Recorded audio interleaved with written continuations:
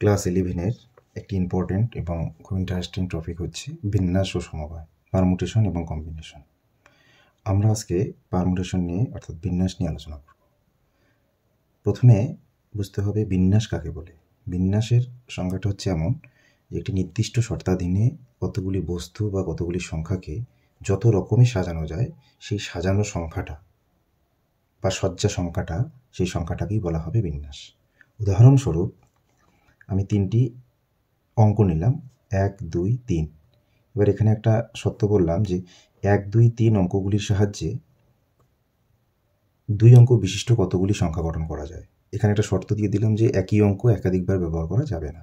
তো এক্ষেত্রে সংখ্যাগুলো হবে 12, 13,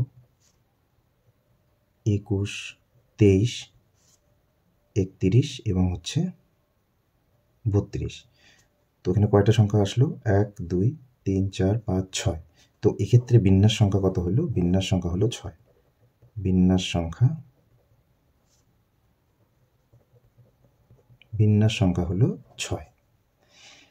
এবার আর একটা শর্ত আমি দিয়ে দিলাম। এখানে বললাম যে 1, 2, 3 অঙ্কগুলির সাহায্যে 2 অঙ্ক বিশিষ্ট কতগুলি সংখ্যা গঠন করা যাবে, যেখানে বলা হলো যে একই অঙ্ক একাধিকবার ব্যবহার করা যাবে।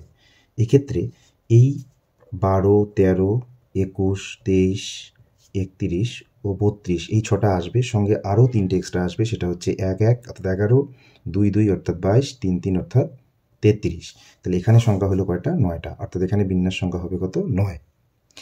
এবার আমি এভাবে বলতে পারি যে 1, 2, 3 অঙ্কগুলির সাহায্যে 3 অঙ্ক বিশিষ্ট কতগুলি সংখ্যা গঠন করতে পারি। সেক্ষেত্রে কত আসবে? 123 হতে পারে, 132 হতে পারে, 231 হতে পারে, 213 হতে পারে, 312 হতে পারে, আবার 321 হতে পারে। এক্ষেত্রে কয়টা সংখ্যা আসলো? 6টা সংখ্যা আসলো। এখানেও কিন্তু ওই শর্তটা ছিল যে একই অঙ্ক একাধিকবার ব্যবহার করা যাবে না, অর্থাৎ প্রত্যেক সংখ্যার ক্ষেত্রে দেখতে হবে যে একটা অঙ্ক একবারই নেওয়া হয়েছে। তো এক্ষেত্রে বিন্যাস সংখ্যা কত হবে? 6। তো বিভিন্ন শর্তে বিভিন্ন ক্ষেত্রে বিভিন্ন রকম বিন্যাস আসতেছে। আমি যদি বলি সংখ্যার পরিবর্তে আমি 3টা যে কোনো বস্তু নিলাম, A, B, C। এই ABC বস্তু 3টির সাহায্যে 2 অঙ্ক দুটি করে নিয়ে আমি কতভাবে সাজাতে পারি। তো 2টি করে নিয়ে এবার শর্ত দিলাম যে একই বস্তু একাধিকবার ব্যবহার করা যাবে না। তো 2টি করে কতভাবে নেওয়া যায়? AB, BA, AC, CA, BC এবং হচ্ছে CB। এক্ষেত্রে কয়টা সংখ্যা আসলো? মানে কয়টা সজ্জা আসলো? এক্ষেত্রেও কিন্তু 6টা সজ্জা আসলো। এখানে একটা জিনিস লক্ষণীয় যে বিন্যাসের ক্ষেত্রে AB এবং BA, AC এবং CA, BC এবং CB, এই যে জোড়ায় জোড়ায় সংখ্যাগুলো, অর্থাৎ A আগে B পড়ে, এখানে একটা বিন্যাস হয়েছে, B আগে A পড়ে, একটা বিন্যাস হয়েছে। তো আমি বিন্যাসের ক্ষেত্রে বলতে পারি যে বিন্যাস হচ্ছে ক্রমের উপর নির্ভর করে। ক্রমের উপর নির্ভর করে, অর্থাৎ আগে পরে যদি বস্তুগুলো আমরা রাখি তাহলে বিন্যাস সংখ্যাটা নতুন একটা বিন্যাস পাওয়া যাচ্ছে। ক্রমের উপর নির্ভর করে, খুব ইম্পর্টেন্ট একটা কথা যে বিন্যাস সবসময় ক্রমের উপর নির্ভর করে, এটা মাথায় রাখতে হবে। বিন্যাসের কিছু মৌলিক নীতি আছে, সেই মৌলিক নীতি নিয়ে আলোচনা করব। সবার প্রথমে একটা উদাহরণ দিয়ে আমি বলছি একটা জিনিস, যে মনে করো A একটা যে কোনো স্থান আছে এবং B একটা যে কোনো স্থান আছে। এবার A স্থান থেকে B স্থানে যাওয়ার জন্য 3টে রাস্তা আছে।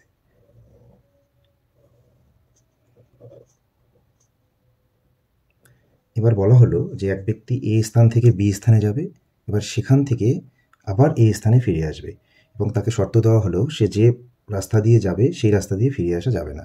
তাহলে এই যে ঘটনাটা, অর্থাৎ এই যে কাজটা তিনি কত উপায়ে করতে পারেন। তাহলে সেক্ষেত্রে কি হবে? এবার ব্যক্তিটা কি করতে পারে? 1 নম্বর রাস্তাটা দিয়ে যেতে পারে। ফিরে আসার সময় সে 1 নম্বর রাস্তা দিয়ে আসতে পারবে না, আসতে হবে কোন রাস্তা দিয়ে? 2 দিয়ে আসতে পারে, অথবা 1 দিয়ে গিয়ে 3 নম্বর রাস্তা দিয়ে আসতে পারে। আবার সে 2 নম্বর রাস্তা দিয়ে যেতে পারে, গিয়ে 1 নম্বর রাস্তা দিয়ে ফিরে আসতে পারে, আবার 2 নম্বর রাস্তা দিয়ে গিয়ে 3 নম্বর রাস্তা দিয়ে ফিরে আসতে পারে। একইভাবে সে 3 নম্বর রাস্তা দিয়ে গিয়ে 1 নম্বর রাস্তা দিয়ে ফিরে আসতে পারে, এবং 3 নম্বর রাস্তা দিয়ে গিয়ে 2 নম্বর রাস্তা দিয়ে ফিরে আসতে পারে। তো এখানে তিনি মোট কত উপায়ে এই যাতায়াতটা বা এই প্রক্রিয়াটি সম্পূর্ণ করতে পারে? টোটাল 6 উপায়ে তিনি প্রক্রিয়াটি সম্পূর্ণ করতে পারেন। তাহলে এখানে এবার রাস্তা যেহেতু এখানে 3টা আছে তাই আমরা খুব সহজেই হিসাব করে বের করতে পারলাম। কিন্তু অনেক ক্ষেত্রে যখন অনেক বড় বড় দেওয়া থাকে, ধর সাপোজ মনে করা হলো যে 100টি রাস্তা আছে, 100টি রাস্তার মধ্যে সে এক রাস্তা দিয়ে যাবে, অন্য রাস্তা দিয়ে ফিরে আসবে। তো এক্ষেত্রে কিন্তু অনেক সময় সাপেক্ষ ব্যাপার। তো এটার শর্টকাট একটা ফর্মুলা, যেটাকে বিন্যাসের মৌলিক সূত্র বলা হয়, সেটা হচ্ছে ব্যক্তিটির এ স্থান থেকে বি স্থানে যাওয়ার জন্য কটি উপায় আছে, সে কটি রাস্তা হাতে পাচ্ছে, সে 3টি রাস্তা, 1 2 3, 3টি রাস্তার মধ্যে যে কোনো একটা রাস্তা দিয়ে সে যেতে পারে। তাহলে এ থেকে মানে যাওয়া কাজটি, এ থেকে বি স্থানে যাওয়া কাজটি সে 3 উপায়ে করতে পারে।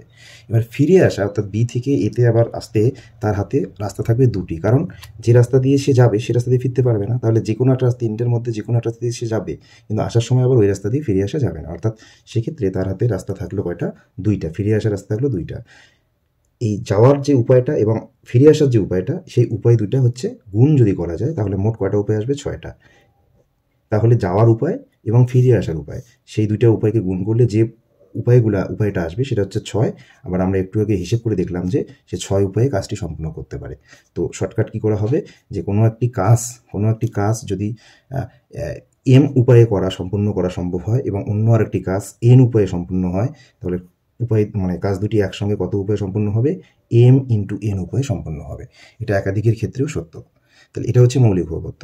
মনে রাখবে যে যদি বলা থাকে কোনো একটি কাজ বা কোনো একটি প্রক্রিয়া এম উপায়ে সম্পূর্ণ হওয়ার পর অন্য আরেকটি প্রক্রিয়া এন উপায়ে সম্পূর্ণ হয়, তাহলে প্রক্রিয়া দুটি একসঙ্গে কত উপায়ে সম্পূর্ণ হবে? এম ইন্টু এন উপায়ে সম্পূর্ণ হবে। এটা 3 বা ততোধিকের ক্ষেত্রেও সেম হবে। সব ক্ষেত্রে কী করতে হবে? প্রক্রিয়াগুলি অর্থাৎ উপায়গুলি কী করতে হবে? গুণ করতে হবে। আর একটা উদাহরণ যদি আমি দিই, দেখা গেল একটি হোটেলে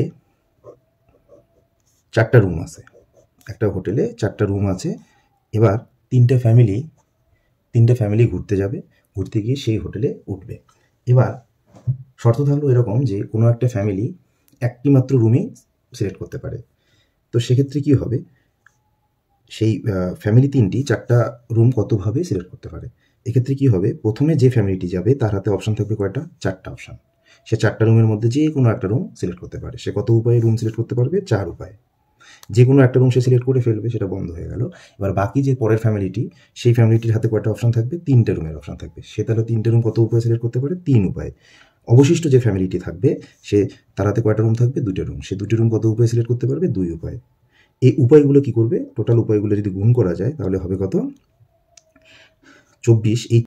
এবারে বিন্যাসের 1 নম্বর সূত্র বলা হলো যে n সংখ্যক বিভিন্ন বস্তু থেকে একযোগে r সংখ্যক বস্তু নিয়ে বিন্যাস সংখ্যা নির্ণয়। n সংখ্যক বিভিন্ন বস্তু থেকে একযোগে r সংখ্যক বস্তু নিয়ে বিন্যাস সংখ্যাটা হবে npr। npr অর্থাৎ হচ্ছে উপরে হবে ফ্যাক্টোরিয়াল n আর নিচে হবে এই দুটোর বিয়োগফল অর্থাৎ n মাইনাস r তার ফ্যাক্টোরিয়াল। এবার এটা কেমন করে আসে একটু ভালো করে লক্ষ্য করবে। তো বলা হলো যে n সংখ্যক বিভিন্ন বস্তু আছে, সেখান থেকে r সংখ্যক বস্তু নিতে হবে। এবার প্রথম যে বস্তুটি, সেই প্রথম বস্তুটি কত উপায়ে নিতে পারে? n উপায়ে, কারণ বস্তু আছে টোটাল কতগুলো? nটা বস্তু আছে। তাহলে উপায় সংখ্যা হলো, এটা হচ্ছে উপায় লিখলাম আমি। তাহলে প্রথম যে বস্তুটি, প্রথম বস্তুটি কত উপায়ে নেওয়া যাবে? n উপায়ে। দ্বিতীয় বস্তুটি কত উপায়ে নেওয়া যাবে? n-1 উপায়ে, কারণ একটা বস্তু তো অলরেডি নেওয়া হয়ে গেছে। তৃতীয় বস্তুটা কত উপায়ে নেওয়া যাবে? n-2 উপায়ে। এভাবে যদি চলতে থাকে যে rতম যে বস্তুটা, সেই rতম বস্তুটি নেওয়া যাবে কত উপায়ে? n-r-1। তোমরা ভালো করে যদি লক্ষ্য করো তাহলে দেখা যাবে যে 2 নম্বর যখন বস্তুটা নেওয়া হয়েছিল তখন n-এর থেকে কত বিয়োগ হয়েছে? 1। 3 নম্বর বস্তুর ক্ষেত্রে বিয়োগটা কত হয়েছিল? 2। তাহলে r নম্বর অর্থাৎ rতম বস্তুটা যখন আমি নেব তখন বিয়োগটা কত হবে? 1 কম বিয়োগ হবে, অর্থাৎ r-1। কারণ 3-এর ক্ষেত্রে 2 বিয়োগ হইতো, 1 কম হয়েছে। 2-এর ক্ষেত্রে 1 বিয়োগ হয়েছে, অর্থাৎ 1 কম হয়েছে। সেক্ষেত্রে একই রকমভাবে rতম বস্তুটার ক্ষেত্রে কত বিয়োগ হবে? n-এর থেকে r-1 বিয়োগ হবে। এবার যখন এই r সংখ্যক বস্তু এক করে r সংখ্যক বস্তু যখন একসঙ্গে নেওয়া হবে, তাহলে একটু আগে আমরা শিখলাম মৌলিক উপপাদ্যে যে উপায়গুলো সব কী হয়ে যায়? গুণ হয়ে যায়। অর্থাৎ তাহলে মোট উপায় কত হবে? মোট উপায় হবে, এগুলো গুণ করে দিতে হবে, অর্থাৎ n into n-1 into n-2 dot dot dot n-r+1 এত উপায়ে সে বস্তুগুলো নিতে পারবে। এবার এটাকে যদি আমি একটু ক্যালকুলেশন করি তো কী হবে? n into n-1 into n-2 dot dot dot n-r+1। এখানে এক করে কমায় যাবো, অর্থাৎ পরেরটা হবে কত? n-r, পরেরটা হবে n-r-1। এরকম করে কমতে কমতে আমি কোথায় যাব? 1-এ যাব। এর ফলে আমি এক্সট্রা করে কত গুণ করলাম এখানে? n-r থেকে 1। তো নিচেও আমি এটা গুণ করে দিলাম n-r থেকে শুরু করে এক করে কমাতে কমাতে লাস্ট আমি গেলাম কোথায়? 3 to 1 এ। তো এই নিচে এবার এই যে উপরের যে ব্যাপারটা থাকলো n থেকে শুরু করে পরপর কমতে কমতে এক এক করে কমতে কমতে কোথায় গেছে 1 পর্যন্ত, যেটাকে আমরা বলি ফ্যাক্টোরিয়াল n। আবার নিচে n মাইনাস r থেকে শুরু করে এক এক করে কমতে কমতে কোথায় গেছে 1 এ গেছে, তাহলে আমি এটাকে বলতে পারি ফ্যাক্টোরিয়াল n মাইনাস r। তো এইটাকেই লেখা হয় npr আকারে, এটাকে লেখা হয় npr আকারে। তো ফাইনালি কি আসলো, n সংখ্যক বিভিন্ন বস্তু থেকে একযোগে r সংখ্যক বস্তু নিয়ে বিন্যাস সংখ্যা হলো npr, অথবা এটাকে ফ্যাক্টোরিয়ালে ভাঙলে উপরে হবে ফ্যাক্টোরিয়াল n বাই হচ্ছে ফ্যাক্টোরিয়াল n মাইনাস r।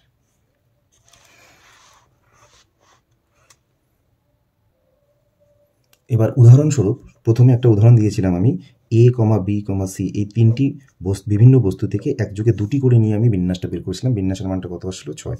তো এবার যদি আমি এই সূত্রটাতে বসাই বের করি দেখি কত আসে। তো টোটাল বস্তু আছে কতগুলো, 3টা, a, b, c 3টা বস্তু। আমি সেই 3টে বস্তুর থেকে নেব কটা করে বস্তু, 2টা করে বস্তু নেব। তাহলে উপরে হবে 3p2, এটাকে যদি ফ্যাক্টোরিয়ালে ভাঙা যায় কত হবে, উপরে হবে 3 ফ্যাক্টোরিয়াল, নিচে হবে এই দুটোর বিয়োগফল অর্থাৎ 3 মাইনাস 1, 3 মাইনাস 2 তার ফ্যাক্টোরিয়াল। উপরে 3 ফ্যাক্টোরিয়াল মানে আমরা জানি 3, 2, 1, আর এটা হচ্ছে অ্যাকচুয়ালি 1 ফ্যাক্টোরিয়াল, 1 ফ্যাক্টোরিয়াল মানে 1ই হয়, তোমরা জানো সবাই। তো আলটিমেট কত আসলো, 6 আসলো। তো আগের ক্ষেত্রে যখন আমি পুরোপুরি ভেঙে লিখছিলাম সেক্ষেত্রেও কিন্তু উপায় আসলো 6টা, আমি সূত্রের সাহায্যে করলাম সেক্ষেত্রে উপায় আসলো 6টা। এবার npr রিলেটেড কয়েকটি সূত্র আমি শর্টকাট ক্যালকুলেশন করার জন্য বলে দেবো। সাপোজ np1, এটা হবে উপরে ফ্যাক্টোরিয়াল n, নিচে হবে ফ্যাক্টোরিয়াল n মাইনাস 1, যেটাকে আমি ক্যালকুলেশন করতে পারি। উপরে n ফ্যাক্টোরিয়ালটাকে আমি লিখতে পারি n into n minus 1 factorial. তোমরা ফ্যাক্টোরিয়াল সম্বন্ধে আশা করি সবাই জানো, n মাইনাস 1 ফ্যাক্টোরিয়াল কেটে গেল, তাহলে কত আসলো n। একইভাবে আমি যদি বলি np2, সেটা আসবে কত, একই রকম করে তোমরা ক্যালকুলেশন করবে, তবু এটা আমি দেখাচ্ছি ফ্যাক্টোরিয়াল n বাই নিচে এই দুটার বিয়োগ করলে কত হবে n মাইনাস 2 ফ্যাক্টোরিয়াল। তো আমি n ফ্যাক্টোরিয়ালটাকে ভাঙতে পারি n ইন্টু n মাইনাস 1, তারপরে n মাইনাস 2 তার ফ্যাক্টোরিয়াল করতে পারি। নিচে কত আছে n মাইনাস 2 তার ফ্যাক্টোরিয়াল, কেটে গেল, কত আসলো n ইন্টু n মাইনাস 1। তো এভাবে np3 কত আসবে n into n minus 1 into কত n মাইনাস 2। এভাবে পরপর সবগুলো তোমরা বের করতে পারবে শর্টকাট। তাহলে এখান থেকে npr সূত্র থেকে আর একটা জিনিস আমি বলতে পারি যে n সংখ্যক বিভিন্ন বস্তু থেকে সবগুলিকে নিয়ে বিন্যাস সংখ্যা, অর্থাৎ n সংখ্যক বস্তু আছে সেখান থেকে আমরা n সংখ্যক বস্তুই নেব। তো সবগুলিকে নিয়ে বিন্যাস সংখ্যা কত হবে npn, যেটা যদি আমি ফ্যাক্টোরিয়ালে ভাঙি উপরে হবে n ফ্যাক্টোরিয়াল, নিচে হবে এই দুটোর বিয়োগফল n minus n factorial. n minus n factorial মানে 0, 0 ফ্যাক্টোরিয়াল মানে 1, তোমরা সবাই জানো আশা করি। তাহলে ফাইনালি কি থাকলো, এটা n ফ্যাক্টোরিয়াল। তো এটা হচ্ছে কি হলো যে n যতগুলি বস্তু আছে, বিভিন্ন বস্তু অবশ্যগুলো হতে হবে, সবগুলিকে নিয়ে বিন্যাস সংখ্যা।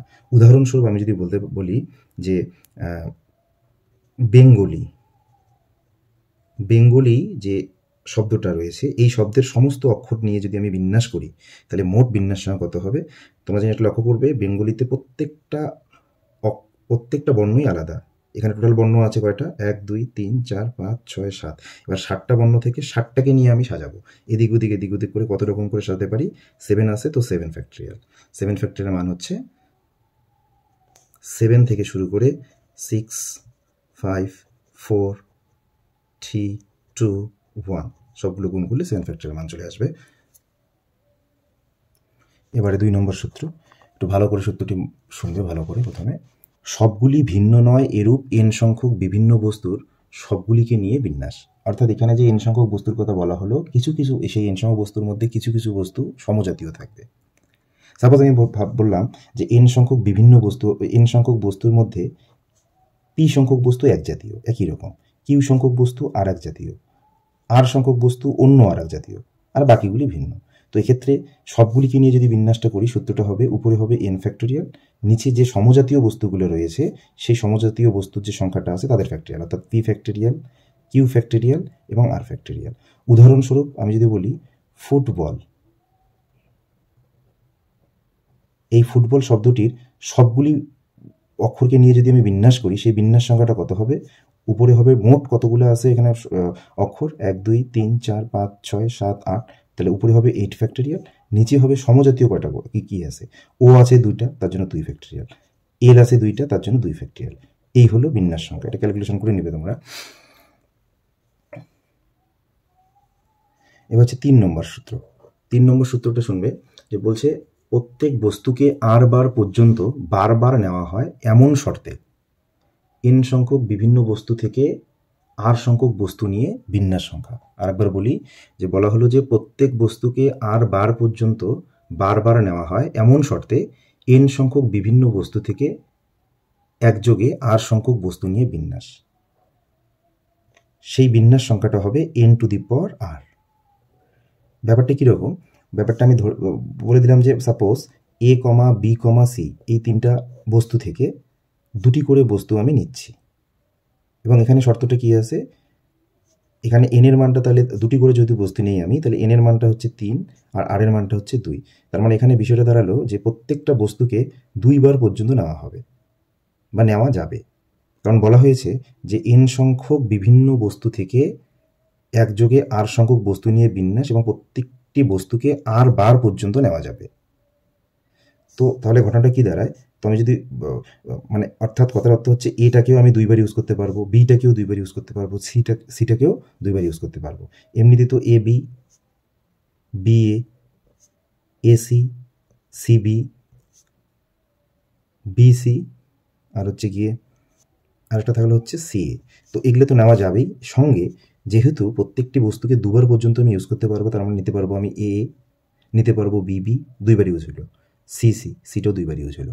তাহলে এক্ষেত্রে যদি আমি ডাইরেক্ট সূত্রের সাহায্য নিতাম, তাহলে কি হইতো, 3টা বস্তু আছে, তা 3 তার পাওয়ারে কত হবে, জয়টা করে বস্তু আমি নিচ্ছি, কটা করে নিচ্ছি, 2টা করে, 3 স্কোয়ার, অর্থাৎ হয়ে গেল 9।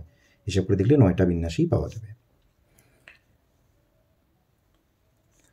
এবার হচ্ছে শর্তযুক্ত বিন্যাস। শর্তযুক্ত বিন্যাস,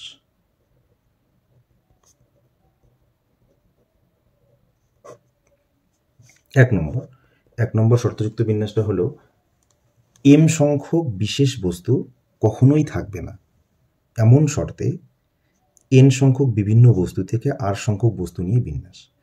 বলা হলো যে n সংখ্যক বিভিন্ন বস্তু থেকে r সংখ্যক বস্তু নিয়ে বিন্যাস করতে হবে যখন m সংখ্যক নির্দিষ্ট বস্তু কখনোই থাকবে না। এটা হবে গিয়ে সূত্রটা হবে n minus m P R. আর সত্য এরকম যে m সংখ্যক বস্তু, নির্দিষ্ট বস্তু সর্বদাই থাকবে এরূপ শর্তে n সংখ্যক বিভিন্ন বস্তু থেকে r সংখ্যক বস্তু নিয়ে বিন্যাস। অর্থাৎ এখানে কি দাঁড়ালো, n সংখ্যক বস্তু থেকে r সংখ্যক বস্তু আমার নিতে হবে। শর্তটা এরকম যে সেই r সংখ্যক বস্তুর মধ্যে m সংখ্যক নির্দিষ্ট বস্তু সর্বদাই থাকবে। সেই সূত্রটা হবে R P M into n minus M P R minus M. এটা যদি আমি একটু উদাহরণ দিয়ে বোঝাই, বাজারে গেলাম, এটা যদি আমি একটু উদাহরণ দিই, তুমি মনে করো বাজারে গেলা, বাজারে গিয়ে তোমাকে বাড়ি থেকে আম আনতে বলা হলো।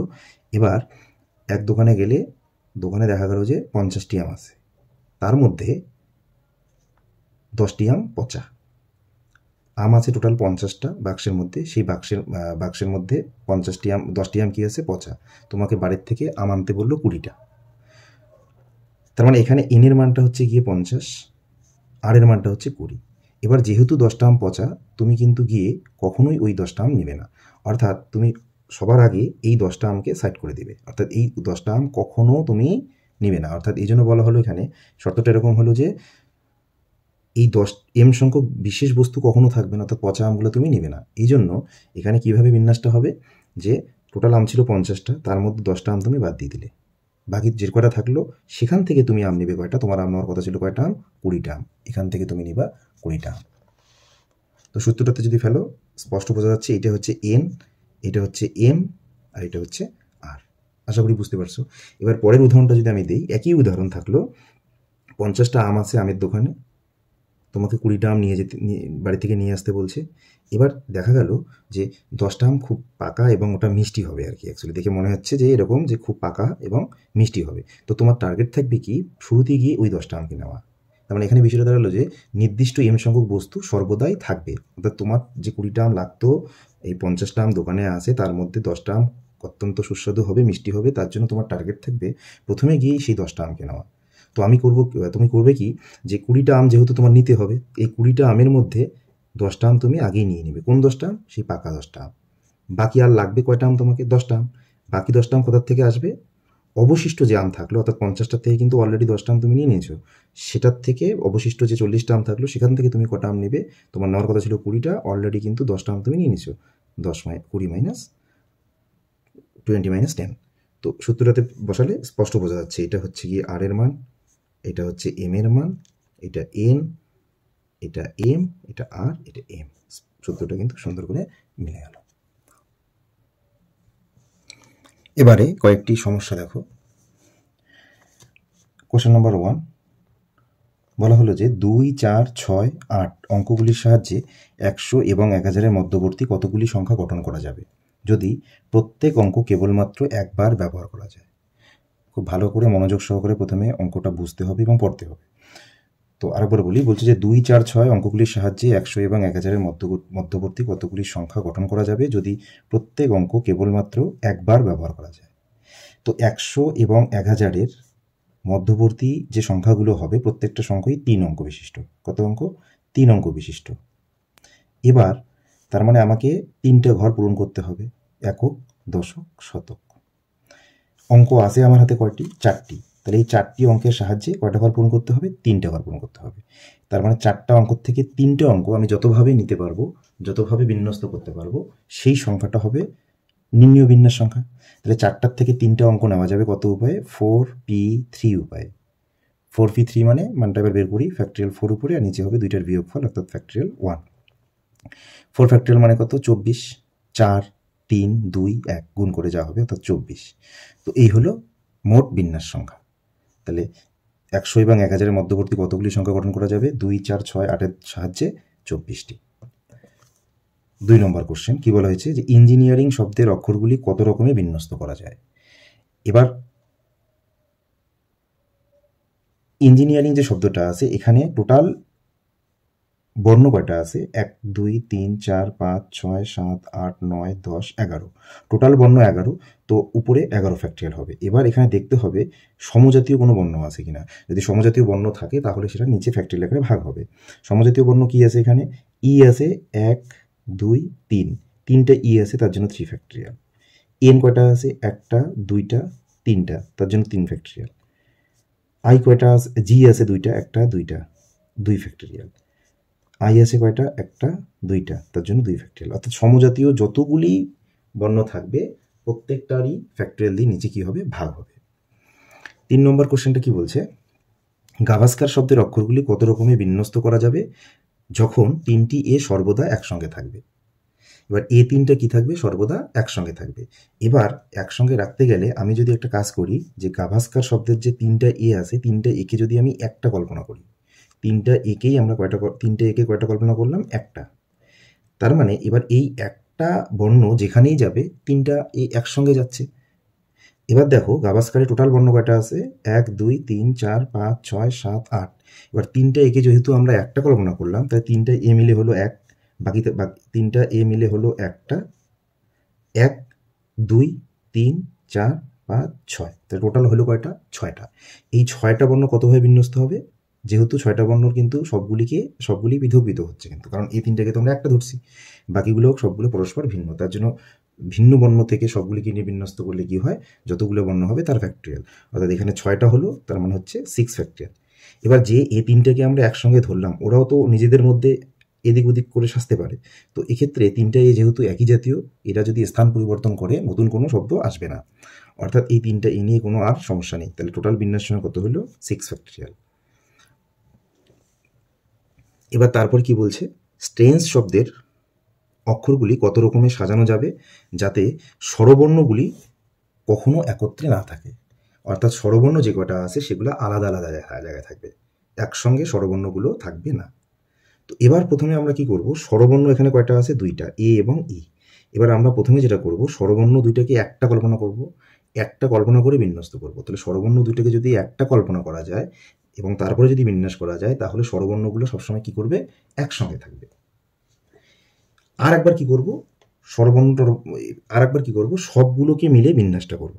তো সবগুলো মিলে যে বিন্যাসটা করব সেই বিন্যাস থেকে যদি স্বরবর্ণ দুটোকে একটা কল্পনা করে যে বিন্যাসটা করা হলো সেটা যদি বাদ দেওয়া যায় তাহলে কোন বিন্যাসগুলো অবশিষ্ট থাকবে? যে বিন্যাসগুলোতে স্বরবর্ণ দুটো একসঙ্গে নেই। প্রথমে টোটাল বিন্যাস কত হবে, যেহেতু প্রত্যেকটা বর্ণই আলাদা আলাদা, 1 2 3 4 5 6 7, 7 ফ্যাক্টরিয়াল টোটাল বিন্যাস। এবার এখান থেকে আমি যদি এবার বলি যে স্বরবর্ণ দুইটাকে একসঙ্গে ধরে বিন্যাস করব, মানে স্বরবর্ণ দুটিকে একটা কল্পনা করে বিন্যাস করব, তাহলে কি হবে, স্বরবর্ণ দুইটা মিলে হলো 1 2 3 4 5 6, তার মানে হলো 6 ফ্যাক্টরিয়াল। তাহলে এই 6 ফ্যাক্টরিয়াল মধ্যে এমন সংখ্যাগুলো এমন বিন্যাসগুলো আসলো যেখানে স্বরবর্ণগুলো কি আছে, একসঙ্গে আসে। আর এই 7 ফ্যাক্টরিয়ালের মধ্যে সবগুলোই আছে, স্বরবর্ণ একসঙ্গেও আছে, আবার পৃথক পৃথক জায়গায় যেগুলো ছিল সেগুলো এর মধ্যে আছে। এবার এই 7 ফ্যাক্টরিয়াল থেকে যদি আমি এই 6 ফ্যাক্টরিয়াল বাদ দিয়ে দিই, তার মানে কোনগুলো বাদ পড়ে গেল, যে বিন্যাসগুলোতে স্বরবর্ণ দুটো একসঙ্গে আছে। তাহলে অবশিষ্ট যে মানটা থাকলো, বিয়োগ করার পর যে মানটা থাকলো, সেই মানটাই হলো কি, এই যে নির্ণয় উত্তর, অর্থাৎ স্বরবর্ণগুলি একসঙ্গে থাকবে না, এরূপ বিন্যাস সংখ্যা হলো 7 ফ্যাক্টরিয়াল মাইনাস 6 ফ্যাক্টরিয়াল। আশা করি বুঝতে পারছো। 5 নম্বর অঙ্কটা কি বলছে, একটি ঝোঁকশূন্য মুদ্রাকে পরপর 6 বার টস করলে কতগুলি বিভিন্ন ফলাফল হবে। একটি ঝোঁকশূন্য মুদ্রাকে পরপর 6 বার টস করলে কতগুলি বিভিন্ন ফলাফল আসবে। এবার তার আগে বুঝতে হবে ঝোঁকশূন্য মুদ্রা কি। ঝোঁকশূন্য মুদ্রা কেবলমাত্র সেটাই হবে যে মুদ্রায় কেবলমাত্র হেড অথবা টেল পড়বে, বাকি কিচ্ছু আর হবে না। হেডও পড়বে, মানে হেড পড়ারও যা চান্স থাকবে 50% এবং টেল পড়ারও চান্স থাকবে কি 50%, আদারওয়াইজ কিচ্ছু থাকবে না। তো এই হচ্ছে ঘটনা। এবার একটা মুদ্রাকে 6 বার টস করা হয়েছে, পরপর 6 বার, বা এটা এভাবেও বলা যেতে পারে যে 6টি মুদ্রাকে একবার টস করা হয়েছে। ব্যাপার দুটো কিন্তু একই, একটা মুদ্রাকে পরপর 6 বার টস করা এবং 6টি মুদ্রাকে একসঙ্গে টস করা, একবার টস করা, একই হিসাব। তো যাই হোক, এখানে যেটা আছে আমি সেটা নিয়ে বলছি। এবার প্রথমবার যদি টস করা যায়, তাহলে প্রথমবার টস করলে কি ফল আসতে পারে, কয়টা ফল আসতে পারে, 2টা, হেড অথবা টেল। প্রথমবার টসের ক্ষেত্রে ফল আসলো 2টা। এবার তারপরে আরেকবার যখন টস করবো সেক্ষেত্রেও ফলটা কিন্তু কয়বার আসবে, 2টা। এভাবে যতবার আমি টস করবো ততবারই ফল কয়টা করে আসবে, 2টা করে আসবে। এবার আমি কয়বার টস করছি, টোটাল 6 বার, তাহলে 6 বার 2টা করে ফল আসবে। এবার যখন আমরা একসঙ্গে ফলাফলটা করব, শুরুতেই মৌলিক উপপাদ্য একটা বিন্যাসে ছিল যে ফলাফলগুলোকে কী করতে হয়, অর্থাৎ উপায়গুলোকে কী করতে হয়, গুণ করতে হয়। তো ফাইনালি আসলো এটা। তো এটাকে, অর্থাৎ এটাকে আমি এভাবে লিখতে পারি 2 টু দি পাওয়ার 6। তো এটাকে আমি আরেকভাবে সূত্রতে প্রকাশ করতে পারি যে একটার ক্ষেত্রে যটা ফল আসবে, একটা কোনো একটা যে কোনো মুদ্রা হতে পারে, সেটা অন্য কিছুও হতে পারে, একটার ক্ষেত্রে জয়টা ফল আসবে, এবার যতগুলি করতেছি তার পরিমাণটা ওই ফলের পাওয়ারে যাবে। অর্থাৎ একটা মুদ্রার ক্ষেত্রে ফল আসতেছে 2, কয়টা মুদ্রা করতেছি টস, মানে কয়বার করতেছি মুদ্রাটাকে 6, টস 6 বার করতেছি, পাওয়ারে করতে চলে যাবে 6। এবার আমি যদি আরেকটা উদাহরণ দিই, যে একটা লুডুর ছক্কা নিলাম, একটা লুডুর ছক্কাকে আমি 3বার টস করলাম, 3বার কি বললাম, নিক্ষেপ করলাম, তাহলে সেক্ষেত্রে ফল কত আসবে। এবার লুডুর ছক্কার ক্ষেত্রে কি হয়, একবার যখন আমি নিক্ষেপ করবো তাহলে ফল কয়টা আসতে পারে, 6টা, 1 2 3 4 5 6, তার মধ্যে যে কোনো একটা, অর্থাৎ 6 উপায়ে একবার নিক্ষেপ করলে ফল আসতে পারে। এবার যদি সেই লুডুর ছক্কাটাকে আমি 3বার টস করি, তাহলে আমি বললাম যে একবারে যে ফলটা আসবে তার পাওয়ারে চলে যাবে যতবার আমি করতেছি, অর্থাৎ 6 টু দি পাওয়ার 3, 216। এই সূত্রটা পারলে তোমরা লিখে নিও। আজকে এই পর্যন্তই। এর পরবর্তীতে পার্ট 2তে আরও অনেক ধরনের সমস্যা নিয়ে আলোচনা করা হবে বিন্যাসের। Thank you.